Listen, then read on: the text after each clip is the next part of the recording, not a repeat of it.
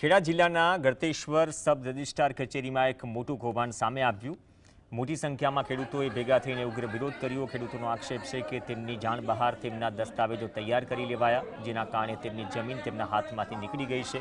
ખેડૂતોનો સીધો આક્ષેપ છે કે સબ રજિસ્ટ્રાર તેમની મિલીભગતથી બોગસ દસ્તાવેજો બનાવી રહ્યા છે।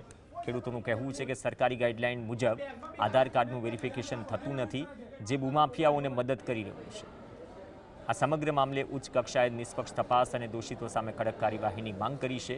આ મામલો સત્તાધીશોની બેદરકારી અને ભ્રષ્ટાચાર પર અનેક સવાલ ઊભા કરી રહ્યો છે।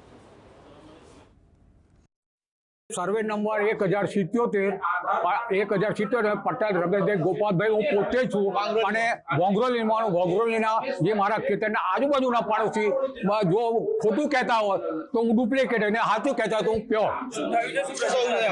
આ મારી બોગસ દસ્તાવેજ કર્યો છે આ સાહેબે।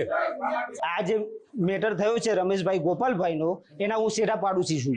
આમને કોઈ જાતની જાણ નથી, ખોટા પુરાવા રજૂ કરીને અહીંયાથી દસ્તાવેજ કરવામાં આવ્યો છે। એમ મામલતદારી છે ને, મામલતદારીના બધા જ અધિકારીઓ મળેલા હોય અને બધું ફ્રોડ ચાલી રહ્યું છે।